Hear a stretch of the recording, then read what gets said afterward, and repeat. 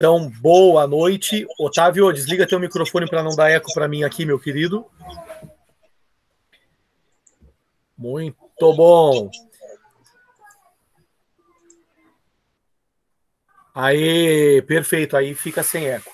Gente, boa noite para quem está chegando, para quem já conhece os professores, uma excelente boa noite. Para quem não nos conhece ainda, também uma excelente boa noite. Eu sou o Mauro, professor de filosofia, meu querido Otávio, professor de história, e nós estamos com um projeto de todas as segundas-feiras, ok?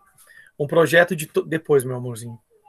Um projeto de todas as segundas-feiras, a partir das 8 horas, nós entrarmos.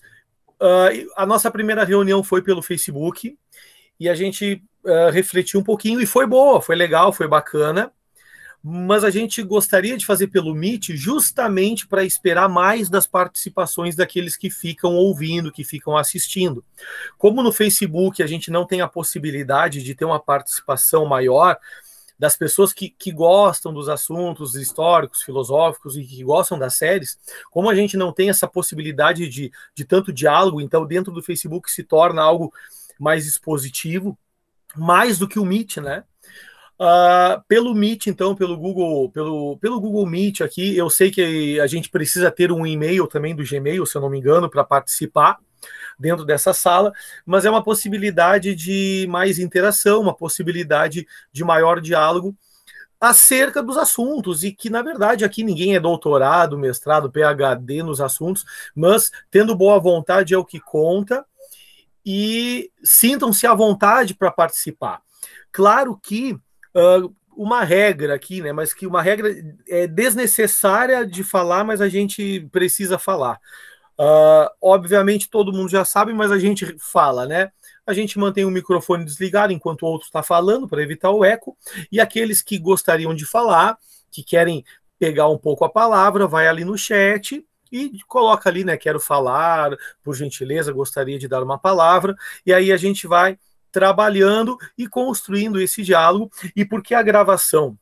A gravação faz, por ser um projeto, a ideia da gravação é usar essas gravações, mas repercussão social, na verdade. O Otávio vai colocar dentro das salas de aula do Google Classroom dele. A minha ideia é criar um canal dentro do YouTube, onde as pessoas podem também ver, né, esses vídeos como formação. Então, o vídeo gravado, ele é importante porque ele se torna um conteúdo para nós depois.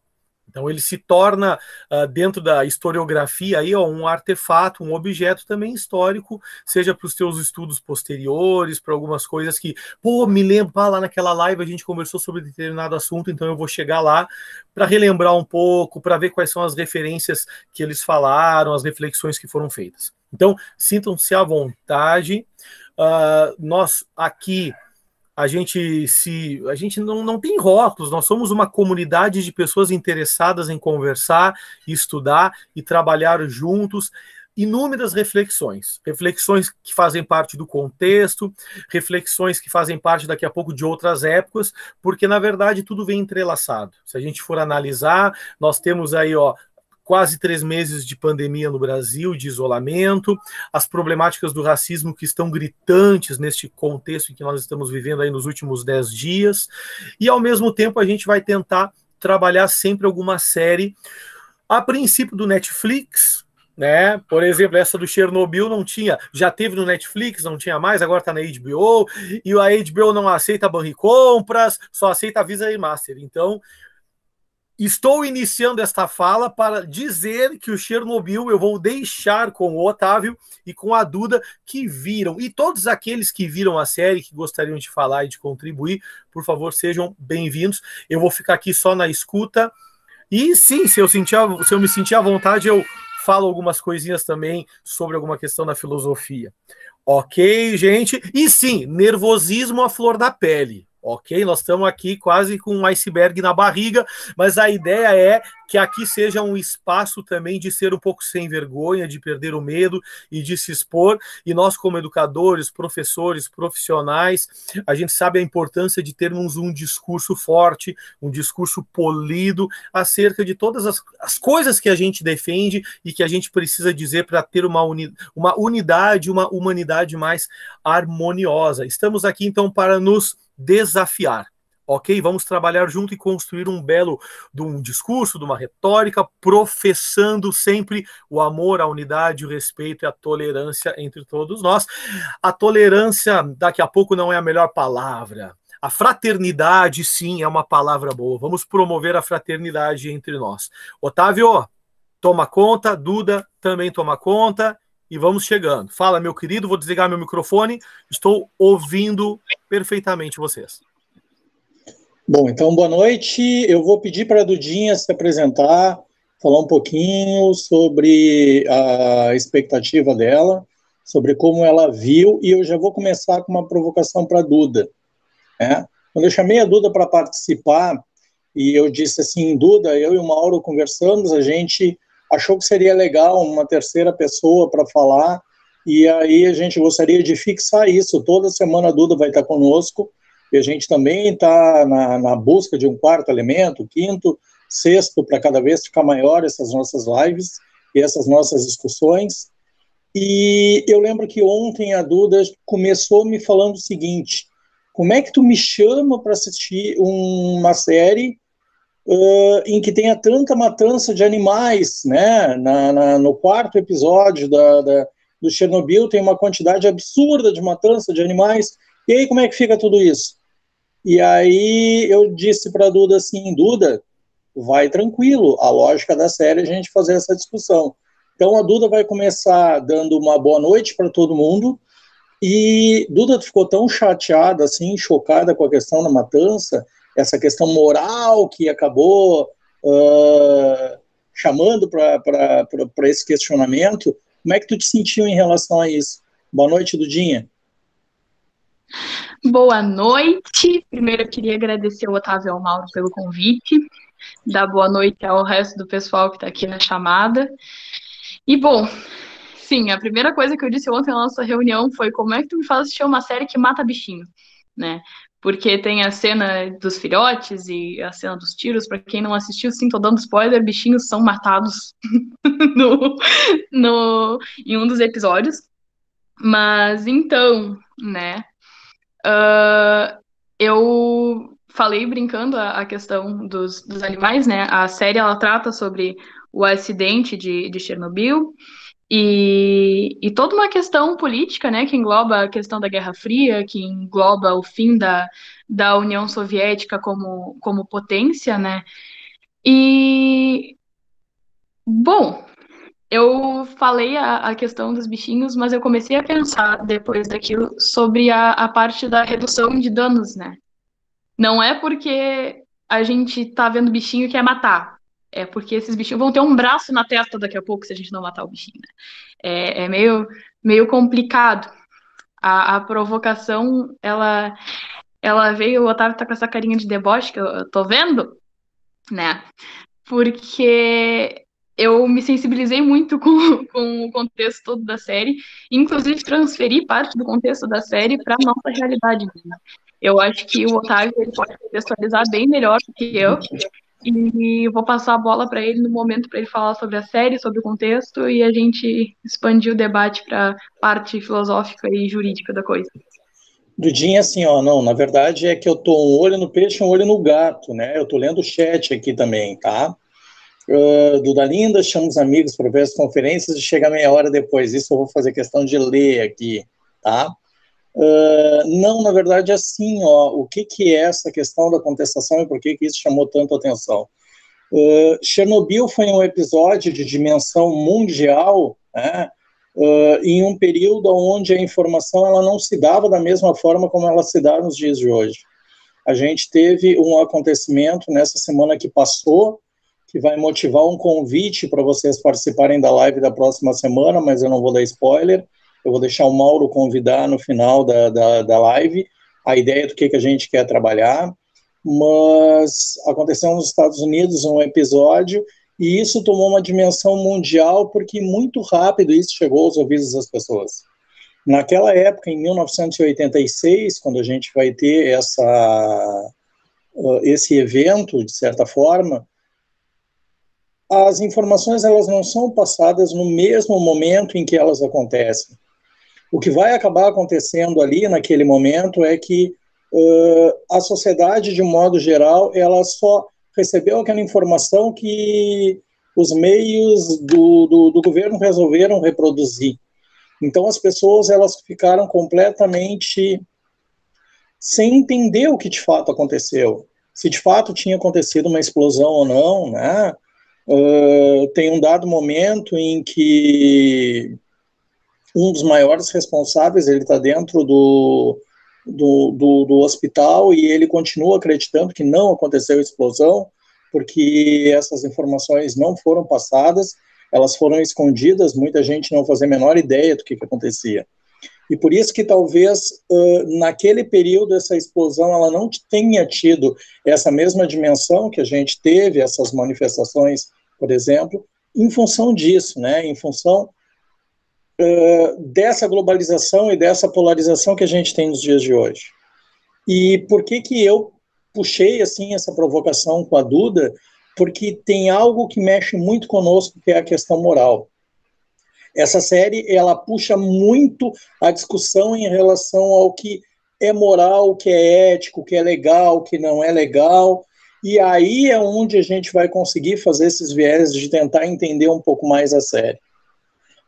Eu queria que o Mauro falasse um pouquinho desse conceito, Mauro, moral e ética, que as pessoas acabam, às vezes, misturando esse conceito de moral, e aí elas começam a entender, de certa forma, com essas restrições, até que ponto, por exemplo, matar esses animais, como eles mataram na série, até que ponto que isso vai ferir a moral do rapaz, como no 4º episódio, né, que ele chega lá no campo, ele vai descobrir como um voluntário de que ele, de fato, a função dele é sacrificar os animais que foram expostos a essa contaminação e que aquilo vai mexer com ele internamente, porque ele vive um conflito moral entre matar animais ou não matar animais.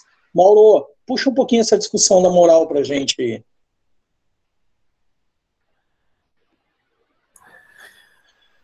Bom, meu querido, vamos lá então. Desliga teu microfone, bonitão, para não pegar eco aqui.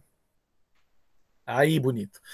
Gente, como é que a gente pode refletir a ética e a moral?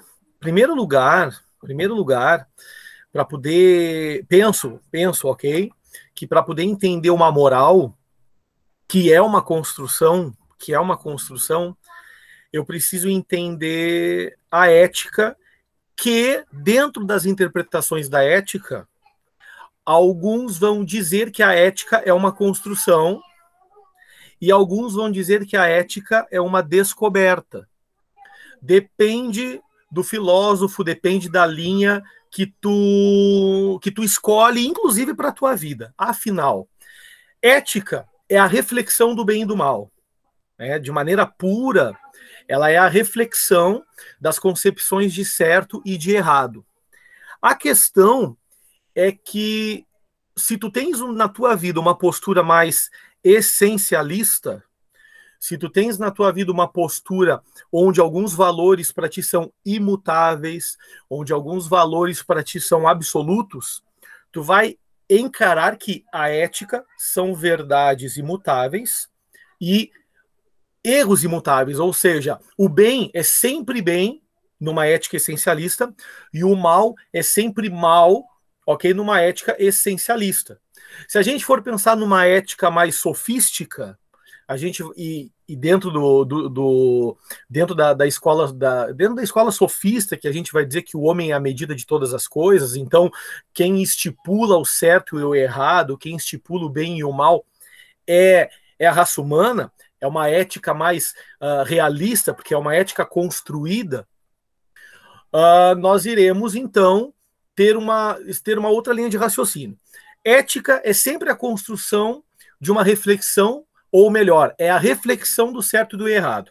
A questão é que esse certo e errado, ou tu parte do princípio de que há uma descoberta, ou tu parte do princípio de que a ética também é construída. No caso do menino, ok, e repito, né? Então pode me faltar elementos aí na observação, mas ele entrou em choque porque ele estava matando animais, ok? Ele estava entrando em choque porque ele estava matando animais em função da proteção do próprio homem, da própria mulher, e penso, né, que é em função dos animais infectados. Então, os animais, eles são infectados, eles podem passar, né, essa radiação, essa questão tóxica, esses elementos tóxicos para as pessoas, e esses animais precisam morrer. A questão que ele entra em choque, e aí qual é a análise que eu penso, assim, é que ele crê também que a ética, ela é uma ética, para ele, bem essencialista. Em que sentido? Vida é vida, tá acabado. Preservação da vida, independente de que vida é.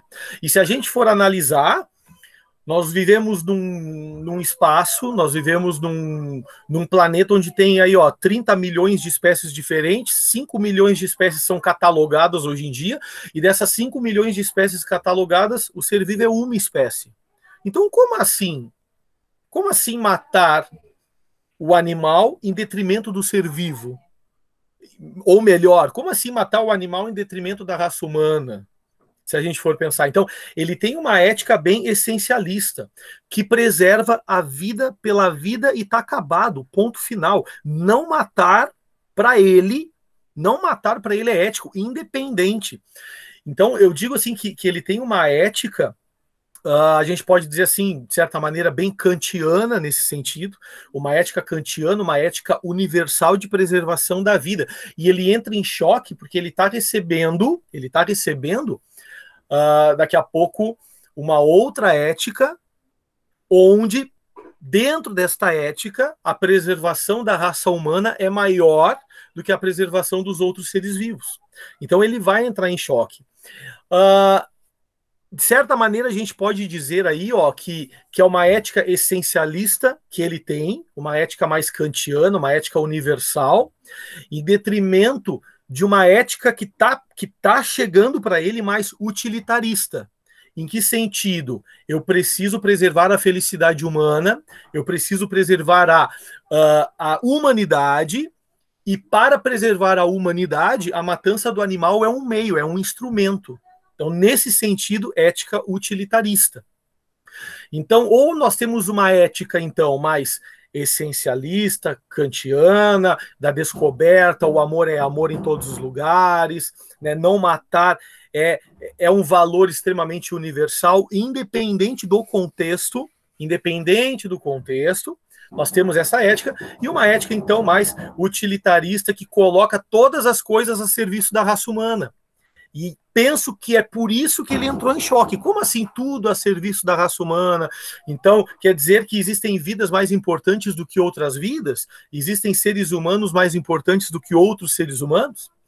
E, ok, para passar a bola também, embasado nas éticas, seja essencialistas ou mais realistas de construção, seja aquela que tu descobre como algo imutável, ou seja aquela que tu constrói socialmente, em cima das éticas existe então a construção da moral, que vem os nossos comportamentos, que vem as leis. Então, por exemplo, é por isso que hoje em dia falar de aborto, por exemplo, é algo ainda tão polêmico. Porque existe uma moral em relação a isso, existe um código de leis, existe uma conduta, existem leis que interagem com a preservação da mulher, com a questão da política de saúde pública, mas muitas vezes o que torna polêmico o debate do aborto são as éticas que se tem por trás, são as reflexões que se tem de certo e errado. A ética mais realista, a ética da construção, é a ética, me lembro da música do Raul Seixas, da Metamorfose Ambulante, né? É aquela ética que, pela discussão, pelo contexto, tu vai modificando algumas questões dessa ética, criando outras morais, outros códigos jurídicos, códigos de lei, e existem algumas éticas, então, essencialistas, que são imutáveis, ou seja, não depende da discussão, ela é e está acabado. Eu me lembrei de uma religião, só viajando na maionese aqui, tem uma religião chamada jainismo, que dentro da religião jainista, só para a gente entender essa questão da ética essencialista da preservação da vida, o jainismo ele defende que vida é vida, e não pode matar e está acabado. E os jainistas mais radicais, eles inclusive... eles interpretam que vida é vida e não pode matar e está acabado, inclusive na própria alimentação. Então, por exemplo, o jainista raiz, que a gente diz, ele com certeza é vegano. Inclusive, ele nem colhe, porque ao colher alguma coisa, ele está matando, seja aquele fruto que ele está colhendo. Então, os jainistas radicais, onde é que eles moram? Em jardins, em grandes pomares, onde eles vão comer só aquilo que cai das árvores. Porque eles entendem que aquilo que cai das árvores, os frutos que caem das árvores, são, sim, né? Caiu, perdeu ali a vida, mas não foi tu que causou isso. Não foi tu que causou essa morte. Olha, chegou o Michael aí tomando uma Coca-Cola ou um vinho, agora não sei. Né, parceria, um vinhozinho bonitinho, que momento culto. O jainista, então, que tem uma ética essencialista, uma ética onde os valores dentro dessa ética não são modificáveis, eles vão, aí claro, né, se tu for olhar o estereótipo de um jainista raiz, com certeza gordinho, né, barriga de cerveja ele não tem, porque realmente ele só vai comer o que cai do fruto, o que cai da árvore, porque ele não vai matar nada. E dentro dessas éticas, então, se constrói a moral. Espero ter contribuído. Vai lá, meu querido. Fala, seu Otávio. Mudinha, tá aí, ó, mais alguns argumentos para ti, para essa questão de uma dualidade moral ou não. Vamos partir, então, dessa discussão sobre a questão da cortina de ferro, o porquê das não informações. O que para ti essa série mais te destacou e mais te chamou a atenção? Bom, vamos começar. É uma provocação à fala do Mauro, na verdade. É muito, muito engraçado a gente pegar essa questão da conduta ética, né? E a gente trazer à tona uma ética essencialista e pensar na preservação da vida, quando isso é um dos cernes do pensamento liberal de John Locke, né? A gente pensa que quando Locke começa a desenvolver o pensamento liberal, ele diz que o essencial é vida, liberdade e propriedade na União Soviética. É uma provocação bem interessante a gente pensar na construção dos personagens como dotados dessa ética, muitas vezes cristianizada também, né? Muitas vezes voltada para uma construção de comportamento que se desenvolve no cerne da Europa Ocidental, né? E a gente pensar que uma pessoa criada essencialmente em um país comunista, socialista, desde 1917, que provavelmente não nasceu em 1917, vai vir com essa carga ética de eu tenho de preservar essa vida, né? Eu acho que isso é um comportamento muito voltado para quem se criou dentro de uma perspectiva liberal. Eu acho que o que mais me destacou é isso, a construção dos personagens sob uma visão ocidentalizada, capitalizada também, né? Dentro de um sistema que foi tão repressor e também tão limitador durante tanto tempo, né? Justamente o lado oposto da Guerra Fria, o lado que a gente não conhecia da Guerra Fria, tendo personagens tão construídos sob a perspectiva do bloco capitalista, né? Eu acho que o que mais me provocou na série foi isso, a gente pensar dentro da ideia da crítica à Guerra Fria, da ideia da polarização, né? Justamente sob a visão do outro polo. Eu acho que a construção da série ela vem de uma forma muito instigante nesse sentido, porque se fosse uma série russa, com certeza ela não teria essa visão e ela não teria essa construção de perspectiva, né?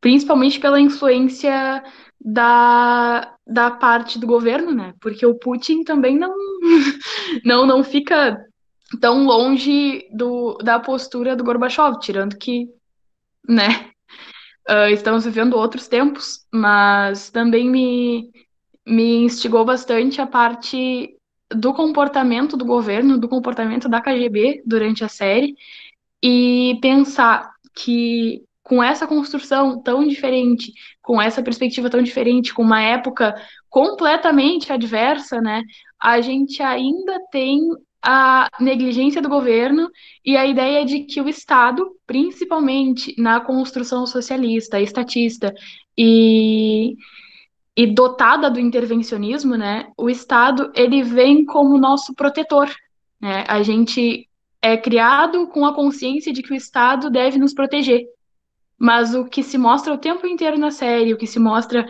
constantemente na política, sob uma perspectiva geral, é que o Estado ele é personificado, por mais liberal que seja, ele é personificado e ele protege a si mesmo antes de pensar em proteger a parte coletiva, né?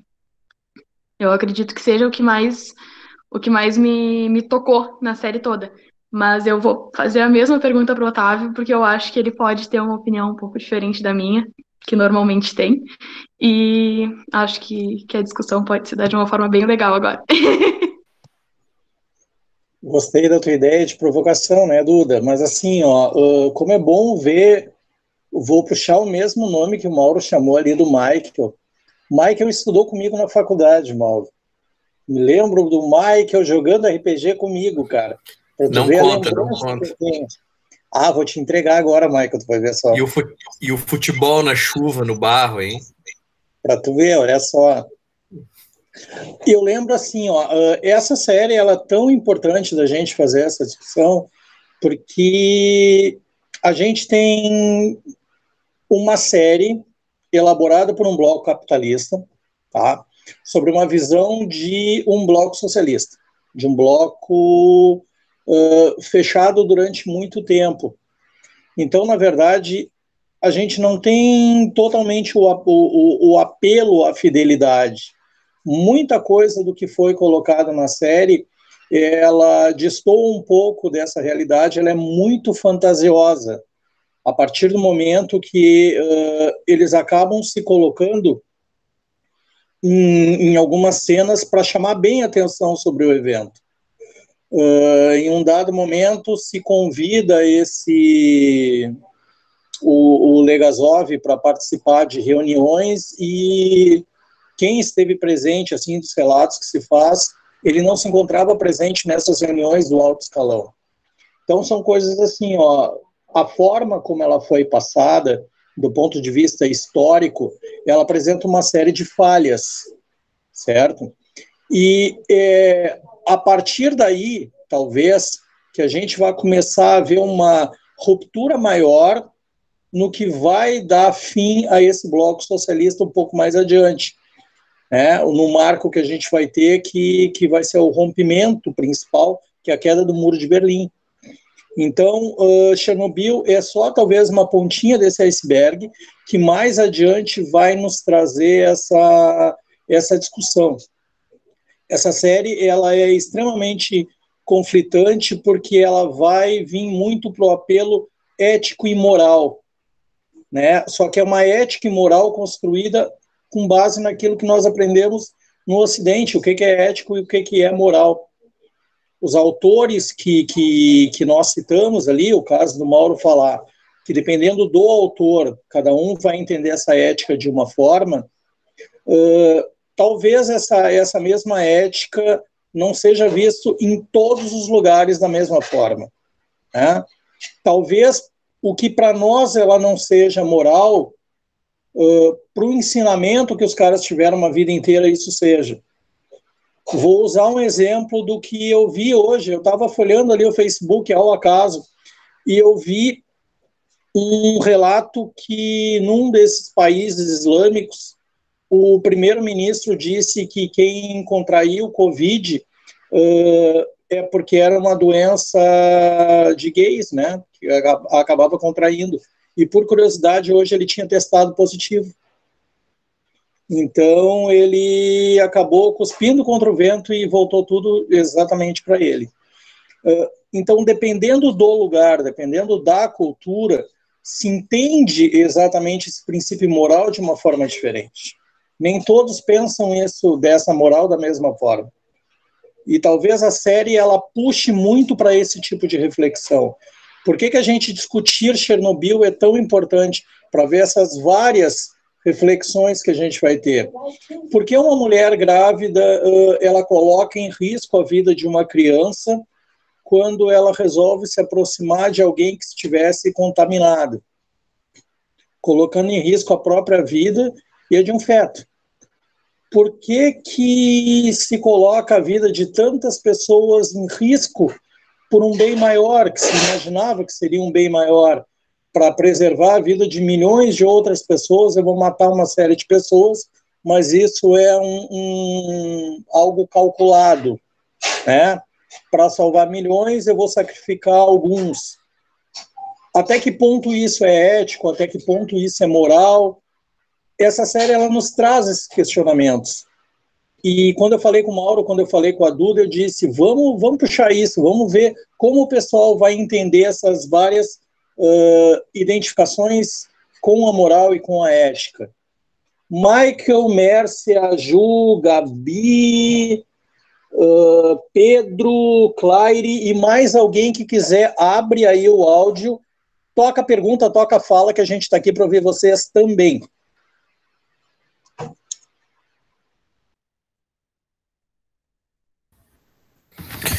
Olha só, eu não assisti essa série.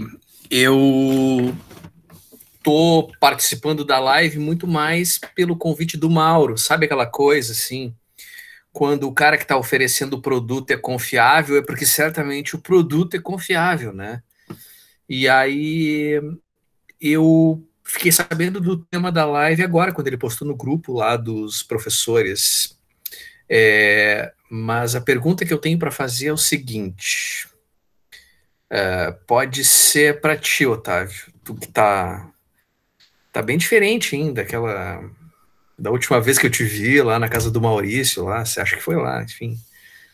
Há 20 quilos atrás, tá querendo dizer, né? Há 40 por aí. Acho que 40, né? 30, 40. Tu tá... Ou mais. Ou mais, tá. Todos somos assim, ó. Isso é a proporção da felicidade do Otávio, tu não tá entendendo.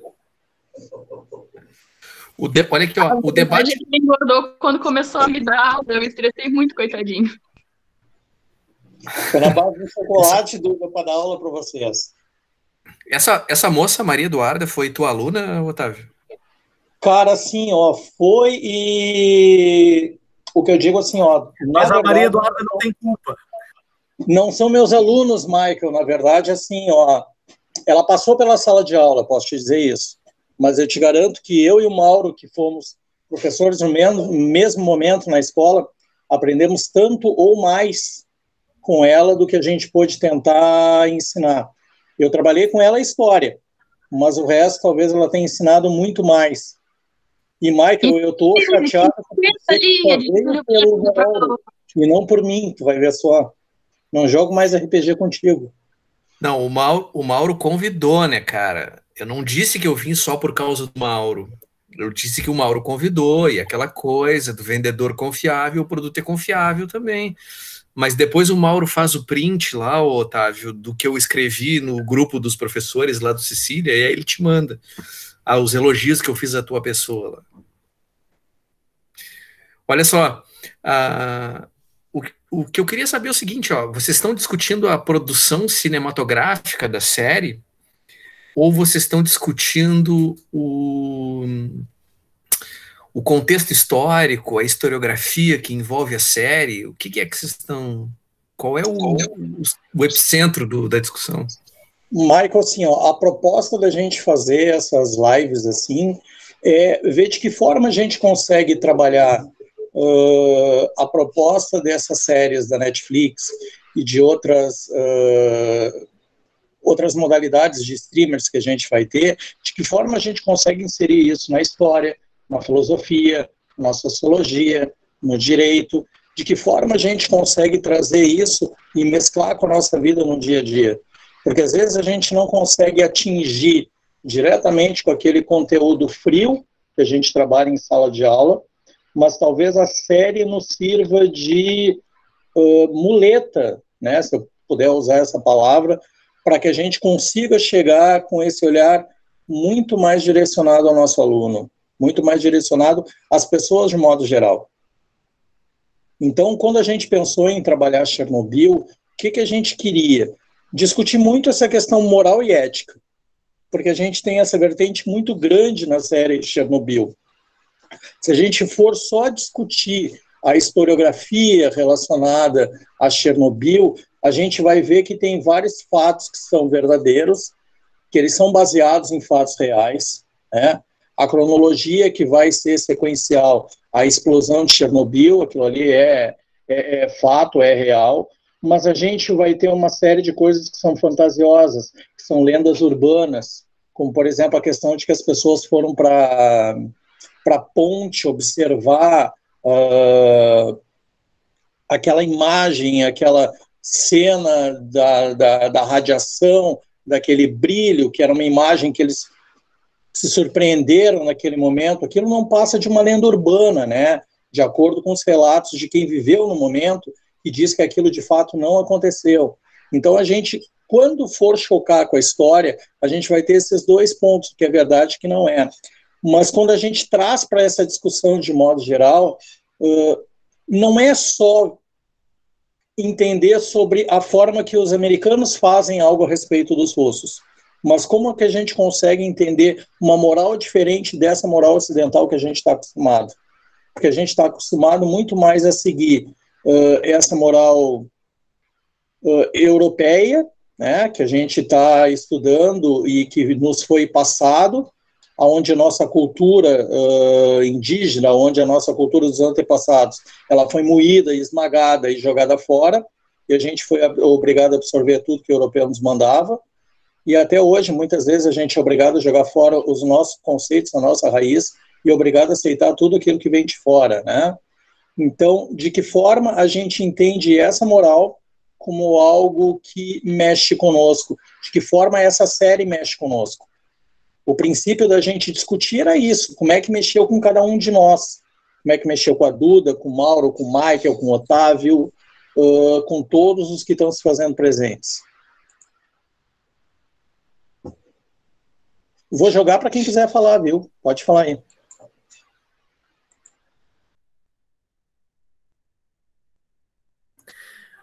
Só ainda na pergunta do Michael, né?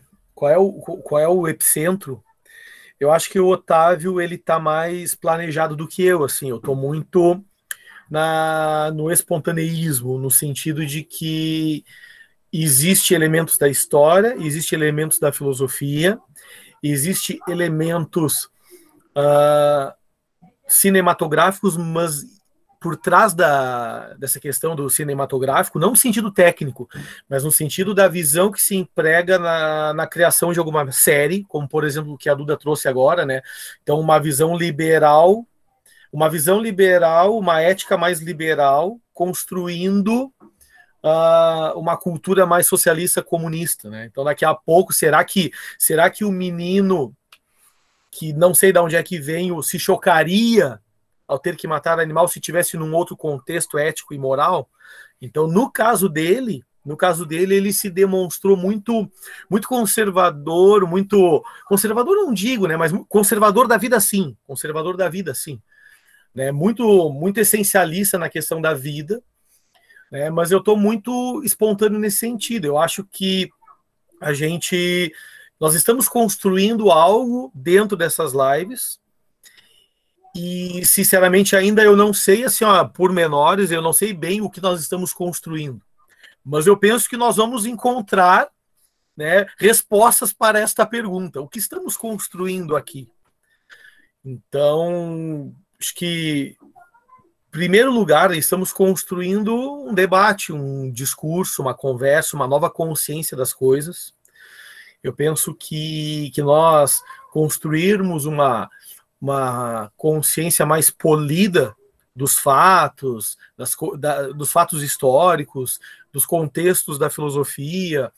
E sim, é o momento aqui onde a gente pode falar, não digo falar da vida individual, mas se pá, é também um espaço para isso. Então eu estou muito na espontaneidade. Eu parto do princípio de que são séries onde a gente vai tentar fazer análises filosóficas e históricas, mas o que vier é bem-vindo também. Até porque surge coisas do próprio contexto, né?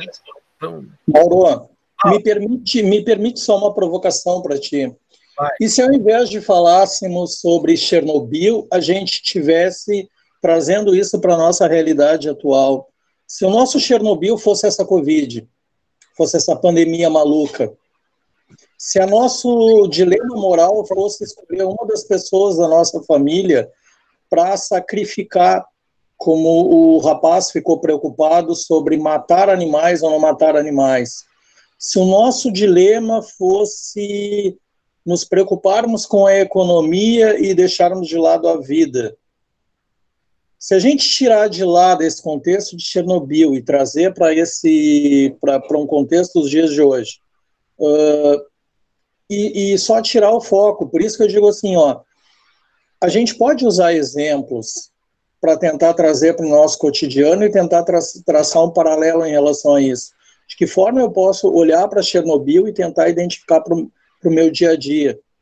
Como é que eu consigo entender que tem gente que defenda a total ausência de informações em relação a mortes, né, número de mortes, número de contaminados, porque tem gente que hoje acha que tem que esconder essas informações? De que forma eu consigo entender que o partido naquela época, o Partido Socialista, ele tinha que esconder essas informações para que a população desse credibilidade a eles? De que forma hoje um Estado consegue não ser transparente em um mundo globalizado e transparente? Vamos trazer essa discussão para hoje. Ok. Bom, vou falar o que me veio na cabeça, tá? A tua fala me trouxe a lembrança de umas palavras do Harari falando da pandemia, mas trazendo como analogia o Chernobyl. Harari ele vai dizer numa entrevista que Chernobyl ele põe a contradição de um sistema socialista da União Soviética em xeque, as contradições do socialismo, as contradições de um sistema comunista que vai a todo custo preservar o poder do Estado. Inclusive, então, diminuir... Bom, naquele momento, assim, acho que nem kbyte existia, né, cara? Eu sou aqui um guri do ano de 2020, nós temos aí tantos megas, e hoje cai uma bomba, em 5 segundos já está no teu celular atualizado a bomba que caiu. Então, hoje a informação ela é muito rápida. Então, há 34 anos atrás, com certeza, a informação era mais lenta, e além disso, toda a questão de não querer informar. Espera um pouquinho. Espera aí que deu problema aqui. Isso.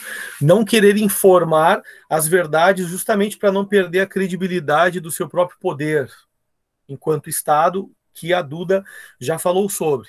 Trazendo uma analogia, então, e Harari dizendo isso, ok? Se o Chernobyl ele põe em xeque e mostra as contradições de um sistema socialista, comunista, a pandemia, nesse momento, ela está fazendo o mesmo papel, colocando em xeque as contradições de um capitalismo, e de um capitalismo que não vive através de um liberalismo do John Locke, por exemplo, né? Ele está vivendo, na verdade, assim, ó, o capitalismo hoje ele não sobrevive de um liberalismo puro da filosofia da Idade Moderna, mas ele está vivendo na base do consumismo.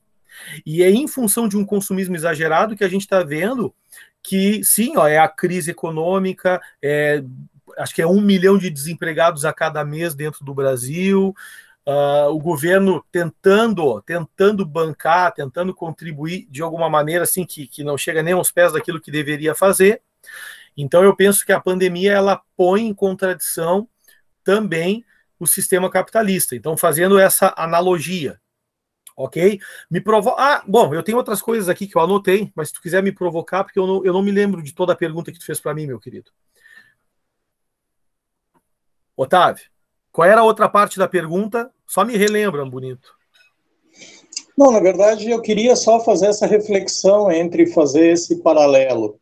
Chernobyl, os dias atuais, como é que a gente consegue ver isso? Se a gente está questionando uma ética, questionando uma moral, baseado em uma série que pode ou não trazer fatos reais, que muitas vezes o que vem à tona não são, de fato, fatos reais, né? O que a gente tem, assim, como que a gente consegue entender nos dias de hoje isso? Como que a gente consegue trazer essa discussão para os dias de hoje? Como é que tá? A provocação não é só para o Mauro, a provocação é para todo mundo, tá? Perfeito. Quem quiser, fica à vontade aí. Então, assim, Otávio, desliga teu microfone. Bonito. Eu vou fazer só essa fala e acho que eu vou abrir espaço também para as outras pessoas falarem também. O Otávio falando, o que me vem na cabeça, assim, também, que toda grande catástrofe, todo grande conflito, todo grande episódio negativo da história, tá me faltando a palavra, mas acho que a catástrofe tem outras palavras sinônimos aí de catástrofe, mas toda crise, todo fato, ele mostra as nossas contradições e ao mesmo tempo mostra quem verdadeiramente nós somos e mostra, de certa maneira, as nossas construções éticas e morais, a gente pode dizer. Embora a política socialista era uma política mais ateísta, né, com a preservação ali, tentando tirar Deus do trono e colocando a tecnologia, a ciência, Dostoiévski e outros filósofos russos no lugar das espiritualidades cristãs ortodoxas, por exemplo. Quando aconteceu o fato do Chernobyl e aquelas pessoas tiveram que abandonar totalmente os seus projetos, eu fico me questionando o seguinte, tu imagina assim, tu mora a 10 quarteirões daquela usina nuclear, e aí simplesmente chega, então, né, os militares e dizem que tu tem que sair agora. E tu vai sair e tu não faz ideia que tu nunca mais vai voltar. Então, se tu deixou, sei lá, a TV ligada, obviamente agora não tá mais ligada, mas sabe que é tu sair de uma cidade e tu nunca mais retornar, seja para pegar tuas coisas, seja para... Então, assim, é um abandono total, e aí, assim, liberalmente falando, é um abandono total da tua propriedade, tu abandona a tua vida, o teu projeto, e nesse momento, o que as pessoas, principalmente ali da cidade, que me esqueci o nome agora da cidade, mas da usina nuclear ali, a maioria daquelas pessoas ali na crise, o que elas fizeram?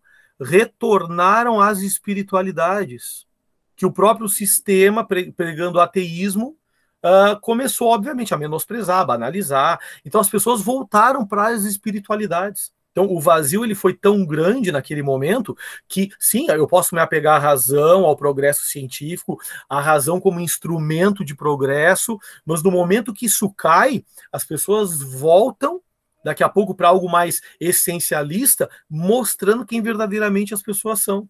Então, é impressionante, por exemplo, né, um tsunami. Enquanto tem pessoas extremamente solidárias num tsunami, tem gente saqueando a casa do outro que fugiu por causa do tsunami. Então, nos momentos de catástrofe, desses episódios complicadíssimos da história, as pessoas verdadeiramente mostram daquilo que elas são feitas.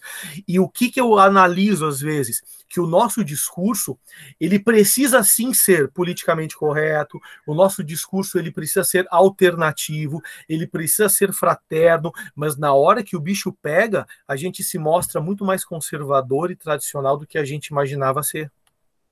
Então, essa é a análise que eu faço nesse sentido, tá, gente? E vou passar a palavra aí também. Quem se sentiu provocado com alguma coisa? Eu me senti. Eu tava conversando sobre isso ontem com o Otávio, na verdade, né? Sobre como esse tipo de crise é propício para o início do autoritarismo, para a pós-verdade, né? Como é um território fértil para a gente semear esse tipo de comportamento, né? O que é muito curioso para o contexto da União Soviética, né? Que em 1917 a gente sai de um sistema czarista praticamente absolutista, né, com o povo completamente insatisfeito. A gente passa pela Revolução Russa com a ideia de mudança, né, realmente mudou muito, mas o pêndulo ele foi para o outro lado abruptamente e enquanto não havia crise, não havia motivo para reclamar. Mas a gente está falando de um período entre guerras e a gente está falando também que 2 anos depois da Revolução Russa, estava o Ambris e o Marinetti fazendo o Manifesto Fascista. 5 anos depois da Revolução Russa, estava o Mussolini ascendendo a Duce. Né? A gente tem um território muito fértil para o autoritarismo e para o totalitarismo, em função das crises políticas, sociais, econômicas, bélicas, enfim. A gente traça um caminho até a Segunda Guerra Mundial que é propício à crise. O período do pós-Segunda Guerra, o início da Guerra Fria, foi outra crise, né? A União Soviética, apesar de vender a postura a postura de superioridade, apesar de vender é muito estranho para falar da União Soviética, né? Mas apesar de passar para os russos, para os soviéticos, essa ideia de glória, né, ela nunca saiu de uma crise. Não por culpa dela em si, mas pela questão do contexto mundial e social.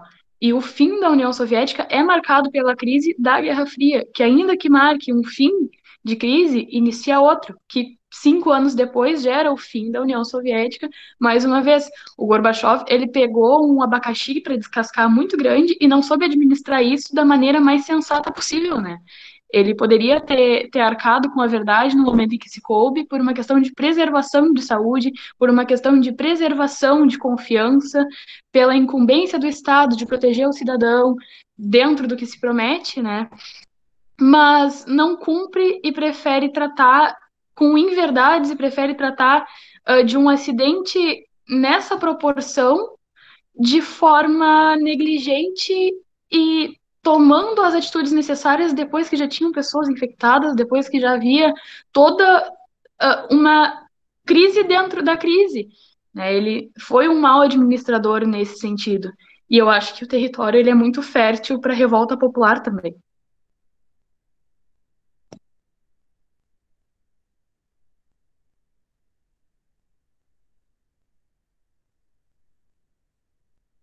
Eu não queria caçar marreco com o barulho da bomba, mas enfim, eu vou passar a bola para quem mais quiser falar. E é Tá isso. aberto, então, quem tiver a fim de falar aí, ó, a proposta da live é isso, né? Não é Otávio, Duda, Mauro fazer um tripé, essa discussão, a gente quer conversar e não... eu vi o Michael ali falar que foi uma pena ele não poder ter assistido a série para poder falar um pouco mais em relação a isso, mas às vezes assim, ó, eu vou lembrar da faculdade, o Michael vai me ajudar em relação a isso, quando às vezes a gente chegava perdido na aula do Ademar, assim, com 10, 15 minutos atrasado ali, e a gente pegava meio que tudo de informação e a gente ficava viajando, o Michael vai lembrar disso. Eu nunca esqueço de uma aula, eu não posso citar o nome da colega, tá? Onde o professor, ele deu o conteúdo, fez uma explicação e ela levantou a mão e disse, eu não entendi, se tinha como ele repetir essa explicação. Aí ele falou isso uma segunda vez. Aí todo mundo continuou assim, olhando ele falar, e ela levantou a mão uma terceira vez e pediu de novo explicação. E daqui a pouco ela se levanta e começa a rir, olhar para a turma inteira e dizer assim, mas ninguém entendeu. Não adianta vocês fazerem essa cara de que alguém entendeu, porque ninguém entendeu o que foi explicado, porque eu não entendi também. Então, muitas vezes, assim, ó, quando a gente participa de um debate, participa de uma construção, onde cada um vai dando a sua opinião, onde a gente vai construindo algo a partir do conhecimento prévio ou daquilo que a gente vai acumulando na vida da gente, a gente vai trazendo isso à tona, muitas vezes a gente não tem informação completa e a gente ainda assim dá uma opinião, né? Muitas vezes é aquilo que a gente fala como um preconceito, né? A gente não tem uma ideia formal, mas a gente tem que opinar porque tem que opinar. Quando o Michael diz assim, eu não vi, mas tu vive, Michael, tu vive o dia de hoje em um lugar, muitas vezes, onde a informação não chega para ti, onde muitas vezes os números são manipulados para te apresentar a realidade do dia de hoje, e não era muito diferente do que a gente vai ter do ponto de vista histórico, do lado soviético, como também não era do lado americano. O que nos é passado de informação é aquilo que os caras querem nos passar na realidade de informações. Nós não somos donos por direito da nossa opinião. Quando eu entro em sala de aula, e eu falei isso para a Duda ontem, a gente estava no meio de uma discussão, eu não sei por que aluno tem uma paixão tão grande que o professor entra para a política. Acho que eles querem ferrar alguém e não sabem como. Aí eles chamam sempre o professor para fazer parte da política. E o que eu falei para a Duda ontem? É muito complicado em sala de aula, muitas vezes, a gente tentar ser neutro em relação a qualquer coisa, porque nós temos uma opinião pessoal, né? E tentar se manter neutro talvez seja um dos maiores desafios do professor em sala de aula. Tentar fazer com que cada um pense por si, ao invés de acabar sendo manipulado por conta dessa informação, que a gente acaba dando muitas vezes, conduzindo o aluno a pensar de uma certa forma. Mas, a partir do momento que nós entramos na política, nós não entramos com individualidades, nós entramos vinculados a um determinado partido. É como se a gente vestisse a camiseta de um time e a gente tivesse que agir em favor daquele time. Quantas e quantas pessoas a gente vê que estão toda hora mudando de camiseta, mudando de time, ou seja, mudando de partido porque não atende mais aos interesses que eles acreditam, ou porque eles vão conseguir se vender por um outro valor, né? Política é algo extremamente complicado de discutir. Então, por isso que, mesmo que a gente não tenha o conhecimento da série, a gente tem o conhecimento do nosso dia a dia, e a gente consegue formular, a partir daquilo que a gente vai vendo das pessoas, um conceito sobre isso. Então, por isso é a minha provocação. Para o Michael, para o Mauro, para a Gabi, de novo, vou ler quem está aqui agora, para a Claire, para o Pedro, para o Tiago, para que eles venham discutir um pouquinho com a gente em relação a isso, para não ficar só naquele tripé. Como que, de fato, isso acaba impactando na gente, essa total ausência de informações? Como a gente acaba absorvendo isso? Ô, Otávio, a colega que tu falou é uma de Bagé? É, mas eu não posso citar. Ah, ele até casou com ela. Viu o que dá a aluna ficar contrariando o professor? Não comento. Ah, tá. Mas eu acho que deu certo a fala da aula, porque ele casou, né? Tá certo. Ó, bom, como tu estava falando, repete a última coisa que tu falou, que as informações chegam distorcidas, aquela coisa ali. Então, na verdade, o que acontece? Talvez essa série nos traga muito mais para um questionamento que a gente tem, né? Ao ver essa série, ela acaba mexendo com a gente em uma determinada forma, porque o que acaba acontecendo? Tanto no bloco socialista como no capitalista, naquele momento em que a gente tem a Guerra Fria em si, as informações que eram passadas eram que eles tinham interesse de passar. Hoje, em meio a essa pandemia, de um lado a gente tem um país, que eu não vou citar qual é aqui, dizendo que a falta de informação no início foi o que ocasionou esse número absurdo de mortes que a gente teve no país, que eu não posso dizer qual é, mas que está em primeiro, o número de mortes aí, o número de casos. E do mesmo ponto de vista, a gente vai ver que assim, nós temos isso aqui, vamos pegar a cidade que a gente está vivendo, a cidade de Pelotas. Quantas vezes veio a mídia a informação de que a gente já teve casos de pessoas que faleceram na própria cidade, que foram vítimas dessa Covid, né?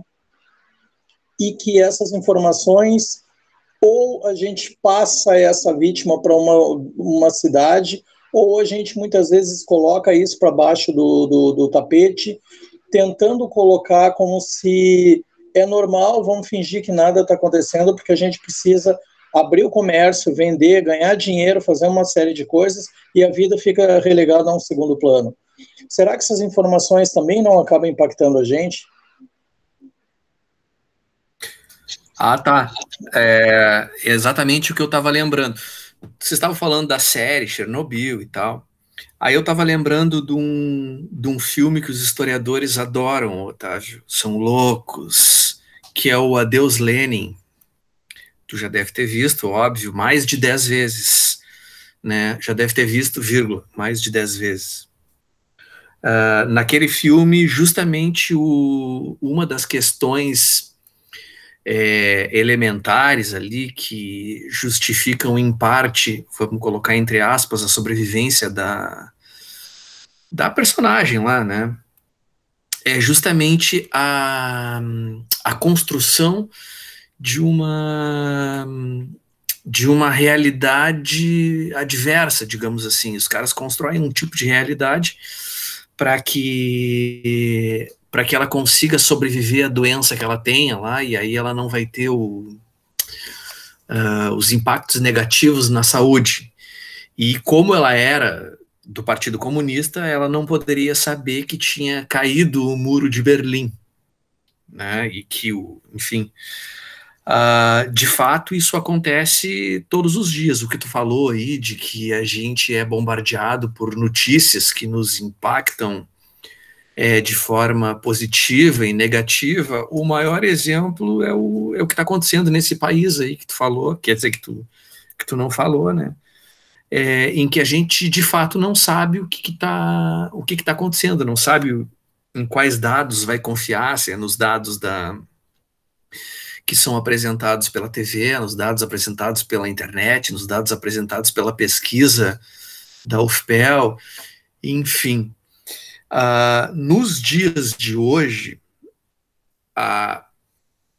pensando em termos ideológicos, aquele que detém o poder da informação, ele detém o poder, de fato, aquele poder de governança.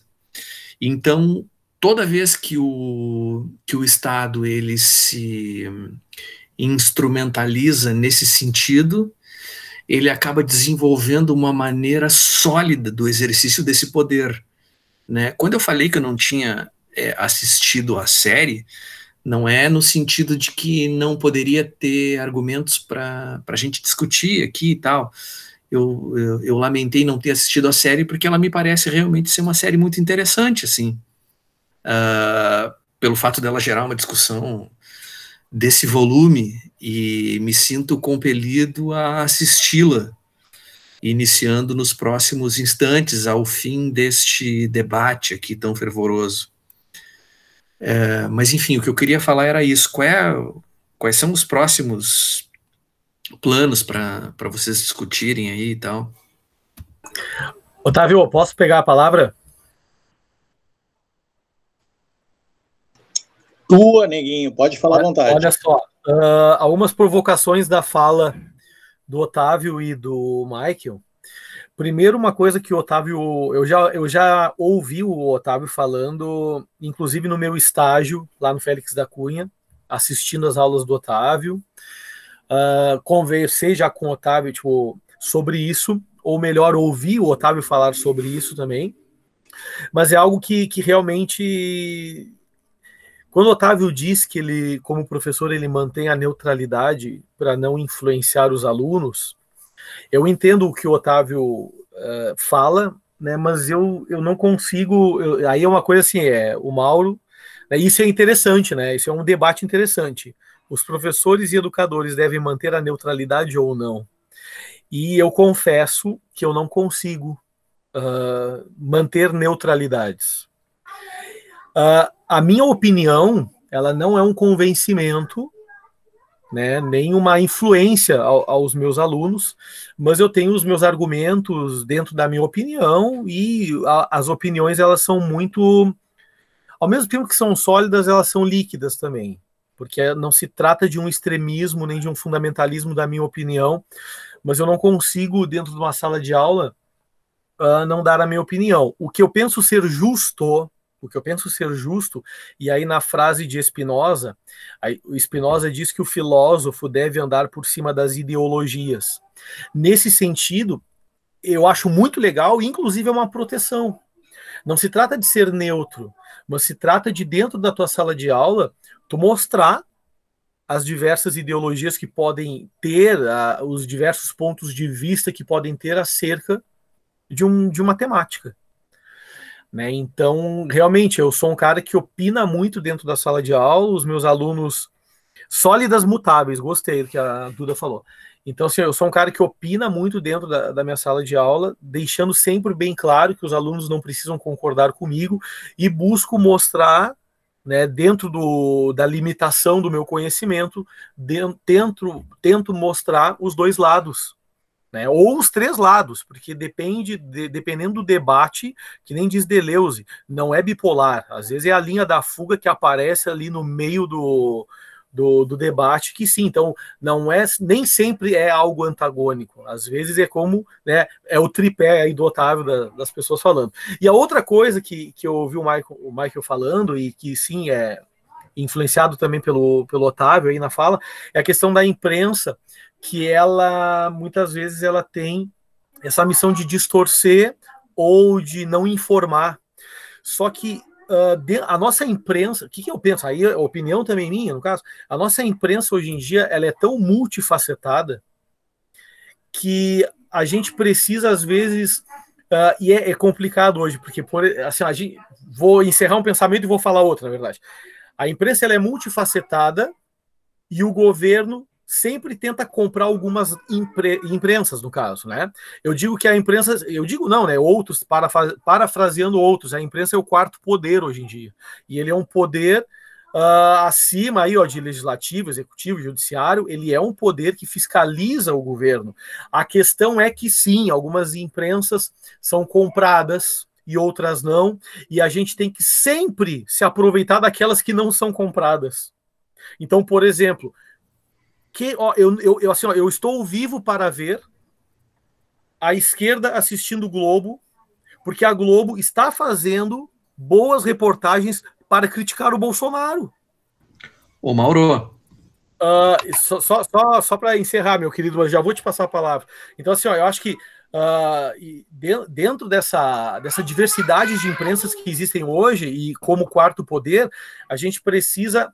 E aí, ó, olha só que horror, né? Dentro de uma ética utilitarista, filho lindo, dentro de uma ética utilitarista, eu preciso ter um pouco aí, ó, um pouco das artimanhas da serpente, como vai dizer a Bíblia lá, as artimanhas da serpente de encontrar imprensas, encontrar mídias, não que tenha moral a mídia, às vezes as mídias não têm moral, porque muitas mídias são vendidas, inclusive agora o presidente está tentando comprar a maioria dos canais católicos. Isso é uma coisa que está complicado dentro do setor cristão /católico, porque ele está tentando comprar todas, século XXI, Canção Nova, Rede Vida, para que elas não informem os números da pandemia. Então, assim, ó, o troço tá descabível dentro da religião católica isso, e está dividindo. Mas então, a gente, como historiador, como filósofo, acho muito forte, né? Uma professora de filosofia, como pessoas que são interessadas no conhecimento, a gente precisa também se usar dessas artimanhas e procurar sempre a imprensa da resistência, e claro, da resistência que não fabrica fake news também, porque a gente encontra fake news e gabinetes do ódio dos dois lados, né? Michael, fala, meu querido. Não, eu só queria dizer que eu achei muito interessante a live, né? Queria puxar 2 sacos, ou puxar 2 vezes, né? Eu queria dizer que tu foi o melhor colega que eu já tive, assim, nesse sentido intelectual. E eu queria dizer que, cara, eu tava com uma saudade muito grande do Otávio, cara. O Otávio, assim, foi um colega formidável. Tive vários colegas formidáveis, né? O Otávio, o Maurício, vários, assim, mas o Otávio, cara, tu continua o mesmo, cara. Mesmo. Tchê, cara sério, compenetrado, a mesma coisa, cara. Que incrível. E eu queria dizer também que eu vou precisar sair, mas foi um prazer muito grande estar aqui, muito, muito, muito. E eu queria participar das próximas, ô Mauro, me manter informado, principalmente se vocês vão debater sobre algum livro, sobre alguma série, alguma coisa, porque eu gostaria de... Deixa só fazer um adendo aqui antes que tu saia. Eu tinha pedido para o Mauro fazer um convite, porque o Mauro disse que tem uma série que é muito legal para a gente discutir o racismo, essa questão que eu comecei a falar lá no início da live, que é um dos pontos que eu acho que é interessante da gente abordar e fazer essa discussão. E o Mauro me disse assim, tem uma série que é legal, que eu acho que é importante a gente falar. Então, a nossa próxima live, ela tem exatamente essa vertente, que é fazer a discussão em cima do racismo, e aí a gente vai se embasar também um pouco numa série. Maurinho, qual é o nome da série? Olhos que Condenam, isso? Isso aí. Olha só, eu também, 9h15 é a minha despedida, ok? Mas, meu querido, é assim, ó, Michael, toda segunda-feira às 8 da noite. Mentira. Às 8, é isso aí mesmo. Toda segunda-feira às 8 da noite, pelo Google Meet do Otávio, ok? Então, assim, ó, o Otávio ele vai mandando os links do Meet, eu coloco no meu Face, a Duda coloca no Face dela, o Otávio coloca no Face dele, e aí a gente vai reunindo as pessoas. E a próxima semana, então, a discussão é essa, é o racismo, a visão fenomenológica do racismo, e a série que embasa, mas a gente pode também trazer outras séries também, né? A série que eu assisti, e que daqui a pouco a gente pode também estar assistindo outras, mas a série que pode nortear a nossa conversa, ou sulenear, depende também, nortear é muito, né? Bom, que pode conduzir, então, a nossa série é Olhos que Condenam, que é uma série, 4 episódios, história real, e assim, ó, tem que ter estômago para ver o primeiro episódio. Se tu aguentar o primeiro episódio, tu vê os outros. Mas ela é tensa do início ao fim, é uma história linda demais, que horror dizer isso, é uma história baseada em fatos reais, mas é uma história muito conscientizadora, nesse sentido que eu digo que é lindo, e depois que a gente vê a série Olhos que Condenam, a gente procure dentro do Netflix também os atores e os personagens que ainda estão vivos, vida real, não, com aquela, com a Opa, não, como é que se fala o nome da mulher? Quem é que sabe do que eu tô falando? Acho que é com a Opa. Não. Assim, Os Olhos que Condenam é uma mulher que faz entrevistas, que eu acho que é Opa. Eu acho que é isso. É isso, Duda. Eu não me lembro o nome da mulher, mas procurem, que é uma reportagem. É programa de auditório, a lá Jô Soares, a moda antiga, né? E sim, ela faz o Michael saiu e deixou o WhatsApp dele, tá? Mas que ela faz a reportagem, a entrevista com os atores e com os personagens reais, né? Pessoal da vida real. Tá bom, não consegui dar tchau pro Michael, meu querido, mas ele largou correndo mesmo. Eu acho que tá na nossa hora, né? Tá na hora mesmo. Eu acho. E aí, Otávio? Eu tô por vocês. Vocês querem encerrar? Só vamos agradecer a todo mundo, né? Dizer que a gente está à espera desse quarto elemento, quem tiver interesse em fazer parte junto conosco aqui. Mauro, Otávio, Duda, isso não é um clubinho fechado, tá aberto. Semana que vem, de repente, a gente tem um quarto elemento, na outra um quinto, na outra um sexto, até que a gente consiga ter 200 elementos aqui para a gente poder fazer discussão, porque eu acho que é só através dessa troca de conhecimento que a gente vai aprender cada vez mais. Tá? Perfeito. Obrigado. Agradecer a todo mundo, então, tá? O Pedro, obrigado, meu querido, pela presença. A Claire, obrigada pela presença. E até a próxima, meus bonitos e bonitas. Tchau, gente. Até. Tchauzinho. Otávio,